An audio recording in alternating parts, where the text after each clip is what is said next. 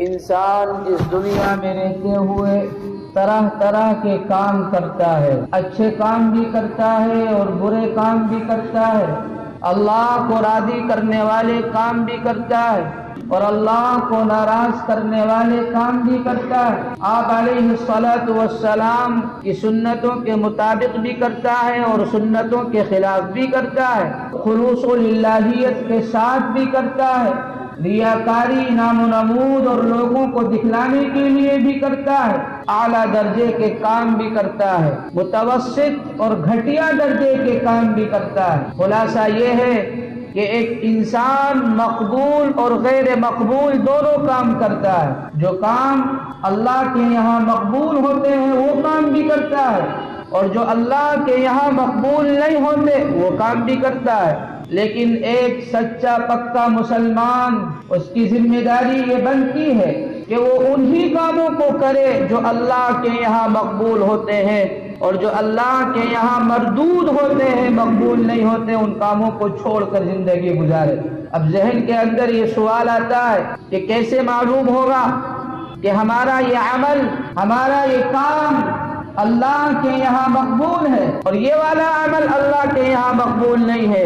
اس کے لیے کوئی پیمانہ ہے یا کوئی تھرمامیٹر ہے جس سے معلوم ہو جائے کہ اللہ ہمارے اس کام کو قبول کر لیں گے اور اس کام کو قبول نہیں کریں گے؟ یاد رکھنا چاہیے، جس عمل کے اندر 3 شرطیں پائی جائیں، جس کام کے اندر 3 چیزیں پائی جائیں، تو سمجھ لینا چاہیے کہ وہ عمل اور وہ کام اللہ کے یہاں ضرور بھی ضرور مقبول ہوگا۔ اور جس عمل کے اندر یہ تینوں شرطیں یا ان 3 شرطوں میں سے کوئی ایک شرط مفقود ہو جائے، نہ پائی جائے، تو پھر سمجھ لینا چاہیے کہ یہ کام اللہ کے یہاں مقبول اور قابل قبول نہیں ہے۔ ان 3 شرطوں میں سے پہلی شرط یہ ہے کہ جو عمل ہم کرنے کے لیے جا رہے ہیں، جس کام کے کرنے کا ارادہ ہم نے کر لیا ہے، تو وہ ہمارا عمل اور کام سنت کے مطابق ہونا چاہیے۔ اگر وہ کام سنت کے مطابق ہوگا تو وہ ہمارا کام اللہ کی بارگاہ میں قبول ہوگا، اور اگر وہ ہمارا کام سنت کے خلاف ہوگا تو وہ قابل قبول نہیں ہوگا۔ ہماری عبادتیں، ہماری نمازیں، ہمارا لین دین، ہماری تجارت، ہمارا رہن سہن، ہماری معاشرت اگر سنت کے خلاف ہے تو یہ تمام کام اللہ کی نگاہ میں قابل قبول نہیں ہے۔ مثال کے طور پر ظہر میں، جو ظہر کی نماز ہے اس میں 4 رکعت فرض ہے اور 4 ہی رکعت پڑھنا سنت سے ثابت ہے۔ کوئی مسلمان یہ چاہے کہ میں 4 کے بجائے 5 پڑھوں گا یا 6 پڑھوں گا اور یہ امید کرے کہ مجھے ثواب زیادہ ملے گا، تو یاد رکھنا چاہیے کہ اسے 1 رکعت نماز پڑھنے کا ثواب بھی نہیں ملے گا، اس لیے کہ اس نے سنت کے خلاف نماز پڑھی ہے۔ سنت سے 4 رکعت ثابت ہے اور آپ علیہ الصلاۃ والسلام 4 ہی رکعت پڑھا کرتے ہیں۔ اسی طرح اگر کوئی مسافر ہے، سفر شرعی کرتا ہے، یعنی 78 کلومیٹر کا سفر کرتا ہے، تو شریعت نے اس کو رخصت دی ہے، اس کو آسانی دی ہے۔ اس کے لیے آسانی یہ ہے کہ جو 4 رکعت والی نماز ہے اس میں تخفیف کی ہے شریعت نے کہ ان کو 2 رکعت پڑھا جائے گا۔ اب اگر کوئی تقویٰ دکھانے کے لیے سفر کے اندر اس رخصت پر عمل نہ کرے، رخصت کو قبول نہ کرے اور بہادری دکھلاتا ہے اور کہتا ہے میں تو 2 نہیں پڑھتا، میں تو 4 پڑھوں گا، تو یاد رکھنا چاہیے کہ اس کی نماز ہی نہیں ہوگی، اس لیے کہ اس نے سنت کے خلاف کیا ہے، اور جو کام سنت کے خلاف کیا جاتا ہے وہ اللہ کی نگاہ میں قابل قبول نہیں ہوتا ہے۔ روزہ ہم رکھتے ہیں، روزہ کہتے ہیں کہ صبح صادق سے لے کر غروب آفتاب تک، مغرب تک 3 چیزوں سے رکنا ہے، کھانے سے، پینے سے اور بیوی کے ساتھ ہم بستری کرنے سے۔ اب اگر کوئی اپنے تقویٰ دکھانے کے لیے یہ کہتا ہے کہ مغرب کی اذان کے بعد تک میں روزہ رکھوں گا، عشاء میں افطار کروں گا، میں تو نہیں کرتا مغرب میں افطار تاکہ مجھے اور ثواب ملے، روزہ بھی خراب ہو جائے گا، ثواب کے اندر بھی کمی آ جائے گی۔ اس لیے کہ روزہ رکھنے کا جو ٹائم ہے، افطار کا جو ٹائم ہے وہ غروب آفتاب ہے۔ قرآن کریم نے کہا ثم اتموا الصیام الی اللیل، روزہ پورا کرو رات تک، یعنی غروب آفتاب تک۔ اب اگر کوئی افطار نہیں کرتا ہے مغرب میں تو وہ سنت کے خلاف کرنے والا ہوگا، اور جو کام سنت کے خلاف کیا جائے گا تو اللہ کی نگاہ میں قابل قبول نہیں ہوگا۔ خلاصہ یہ نکلا کہ جو کام ہم کرنے کے لیے جا رہے ہیں اس میں سب سے پہلے ہمیں یہ دیکھنا ہے کہ یہ کام سنت کے مطابق ہے یا سنت کے خلاف ہے۔ اگر ایک ایمان والا ہم اور آپ یہ ارادہ کر لیں کہ ہمیں جو کام کرنا ہے وہ سنت کے مطابق کرنا ہے، اگر وہ سنت کے خلاف ہوگا تو اس کو چھوڑ دینا ہے، تو ہمارے صبح سے لے کر شام تک کتنے کام ایسے ہیں جو سنت کے مطابق ہو جائیں گے، ثواب بھی مل جائے گا۔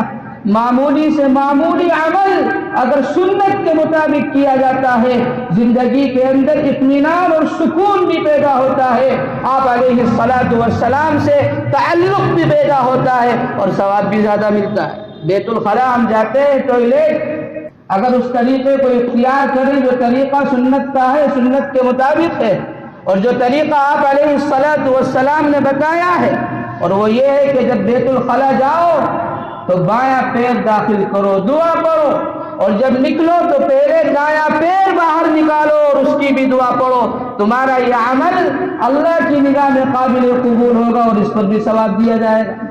بتاؤ، ہم اپنی ضرورت پوری کرنے کے لیے بیت الخلاء میں گئے تھے اور ضرورت پوری کر کے باہر نکلے ہیں، لیکن اس کام کو سنت کے مطابق کیا گیا، اللہ رب العزت والجلال اس پر بھی ثواب عطا فرمائے۔ ایک شوہر اپنی بیوی سے ہم بستری کرتا ہے، اپنی ضرورت کو پوری کرتا ہے، اگر ضرورت سنت کے مطابق پوری کرے گا تو اس پر بھی ثواب ملے گا۔ سنت کے مطابق کیسے ضرورت پوری ہوگی؟ انسان جب اس کام کو کرنے کا ارادہ کرے تو یہ خیال کرے کہ اس کے ذریعے سے میں گناہوں سے بچوں گا، پاک دامنی کی زندگی مجھے نصیب ہوگی، اللہ رب العزت والجلال مجھے نیک اولاد عطا فرمائیں گے۔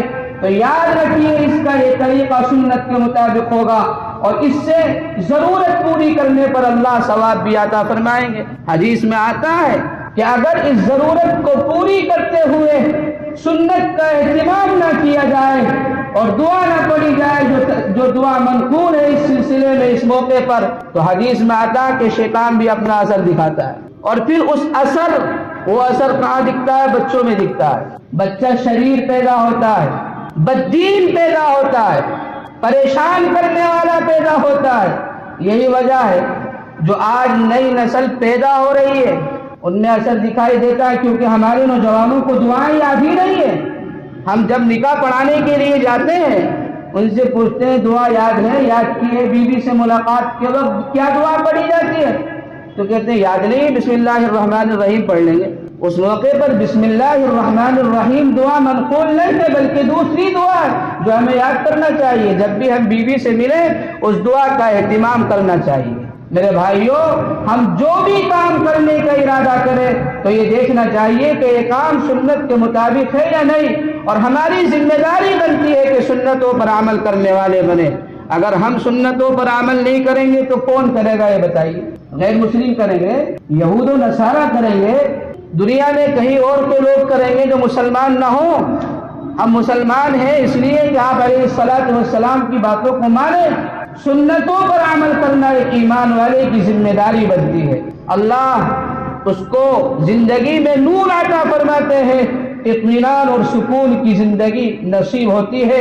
ایک حدیث میں آتا ہے کہ جو لوگ سنتوں پر عمل کرتے ہیں، جو بھی کام کرتے ہیں سنت کے مطابق کرتے ہیں، اللہ رب العزت والجلال انہیں 4 چیزیں عطا فرماتے ہیں۔ پہلی چیز، جو لوگ سنتوں پر عمل کرتے ہیں انہیں کیا ملتا ہے؟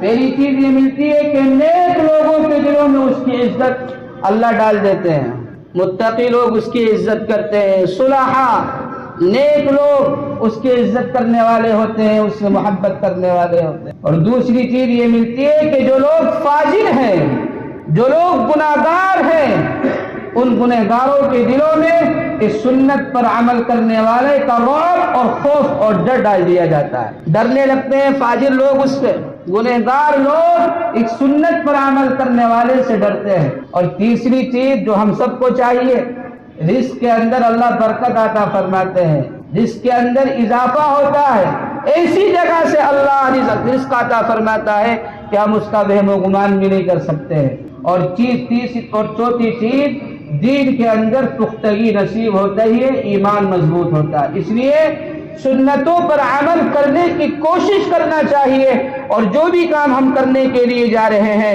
ہمیں یہ دیکھنا چاہیے کہ ہمارا یہ کام سنت کے مطابق ہے یا سنت کے خلاف۔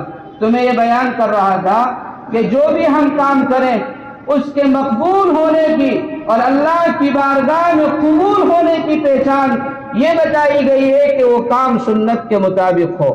دو چیزیں رہ گئی، تین چیزیں ہیں، ایک ہے سنت کے مطابق ہو، اور دوسری اخلاص کے ساتھ ہو، اور تیسری اللہ پر بھروسہ ہو۔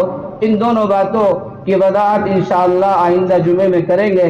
اللہ رب العزت والجلال ہم سب کو اعمال صالحہ کرنے کی توفیق عنایت فرمائے، اور آپ علیہ الصلاۃ والسلام کی سنتوں سے محبت ہمارے دلوں میں پیدا فرمائے۔ وآخر دعوانا ان الحمد للہ رب العالمین۔